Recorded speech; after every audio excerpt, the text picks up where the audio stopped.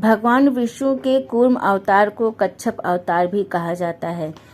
श्री हरि विष्णु ने विश्व कल्याण के लिए अपना दूसरा अवतार लिया था। अपने कूर्म अवतार में विष्णु जी एक कछुए के रूप में अवतरित हुए थे। आज हम भगवान विष्णु के दूसरे अवतार कूर्म अवतार की कथा के बारे में विस्तार से जानेंगे। एक समय जब देवताओं को अपनी शक्ति का बहुत अहंकार हो गया था, तब उन्होंने ऋषि दुर्वासा का अपमान कर दिया था। इसलिए क्रोधित होकर दुर्वासा ऋषि ने देवताओं को शक्तिहीन हो जाने का श्राप दे दिया। इसके बाद देवताओं की शक्ति दानवों के आगे कम होने लगी, जिस कारण दानवों के राजा बलि ने देवराज इंद्र को पराजित कर दिया। अब तीनों लोकों पर दानवों का राज होने लगा और चारों ओर अधर्म बढ़ने लगा था। ये देखकर देवता बहुत अधिक चिंतित होने लगे और भगवान विष्णु के पास सहायता मांगने के लिए पहुंचे। जब हताश देवतागण अपनी परेशानी लेकर भगवान विष्णु के पास पहुंचे तो श्री हरि ने इसके लिए समुद्र मंथन का उपाय सुझाया। क्योंकि प्रलय से पृथ्वी कुछ समय पहले ही अभी उभरी थी और सतयुग का पुनः उदय हुआ था, इसलिए बहुत से अनमोल रत्न समुद्र की गहराइयों में ही चले गए थे। समुद्र को मथने का कार्य ना ही देवता अकेले कर सकते थे और ना ही दानव। इसलिए भगवान विष्णु ने इस कार्य के लिए दानव और देवता दोनों को साथ मिलकर समुद्र मंथन करने के लिए कहा और इससे उन्हें बहुमूल्य रत्न भी मिलेंगे, ये भी बताया। भगवान विष्णु ने देवताओं को यह भी बताया कि इसमें अमृत भी निकलेगा, जिससे देवता अमर हो जाएंगे। अमृत को पीने से देवताओं की शक्ति दानवों से अधिक हो जाएगी। भगवान विष्णु की आज्ञा लेकर सभी देवतागण देव इंद्र के साथ राजा बलि की नगरी गए और उनके सामने यह प्रस्ताव रखा। दैत्यों के गुरु शुक्राचार्य को देवताओं पर विश्वास नहीं था, लेकिन उनका यह प्रस्ताव उन्हें बहुत पसंद आया और इस कार्य के लिए उन्होंने अपनी सहमति दे दी।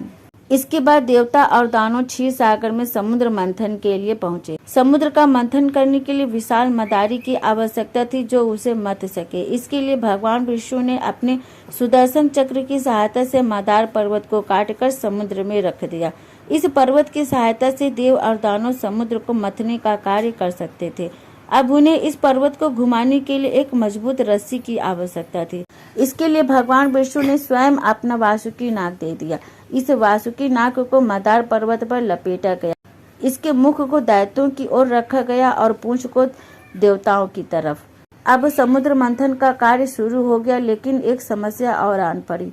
समुद्र बहुत विशाल और गहरा होता है, इसमें कोई पक्की भूमि नहीं होती है, इसलिए मदार पर्वत समुद्र में अंदर जा सकता था। यदि वो डूब जाता तो समुद्र मंथन का कार्य बीच में ही रुक जाता। ये देखकर भगवान विष्णु स्वयं देव और दानवों की सहायता करने के लिए अपना दूसरा अवतार लेकर आए। इसके लिए उन्होंने कछुए का अवतार लिया था और मदार पर्वत का भार अपनी पीठ पर उठा लिया। चूंकि कछुए की पीठ बहुत ठोस होती है, इसलिए मदार पर्वत उस पर टिक गया। अब देवता और दानवों ने कई दिनों तक समुद्र मंथन का कार्य किया। इसके पश्चात समुद्र मंथन से एक एक करके 14 रत्न निकले, जिनमें हलाहल, कामधेनु, माँ लक्ष्मी, ऐरावत हाथी, उच्च श्रैव घोड़ा, कौस्तुभ मणि, कल्प वृक्ष, रंभा अप्सरा, वारुणी देवी, चंद्रमा, पारिजात, पांचजन्य, धन्वंतरी और अमृत थे। जैसे ही अमृत प्राप्त हुआ, सभी देव और दानवों के बीच उसे प्राप्त करने के लिए युद्ध होने लगा। भगवान विष्णु ने अपना अंशावतार मोहिनी रूप धारण किया और उस युद्ध को समाप्त करके सृष्टि का उद्धार किया। भगवान विष्णु के कच्छप अवतार को धारण करने के पीछे उनका लक्ष्मी को प्राप्त करने का प्रमुख उद्देश्य था। इसके अलावा महाप्रलय के पश्चात जो बहुमूल्य रत्न और औषधियां समुद्र की गहराइयों में चली गई थी, उन्हें प्राप्त करना भी आवश्यक था, क्योंकि उसी के द्वारा सृष्टि का कल्याण संभव था। इसके अलावा किस प्रकार बुराई का उपयोग अच्छाई के कार्य के लिए किया जा सकता है, ये दिखाना भी इस अवतार की विशेषता थी।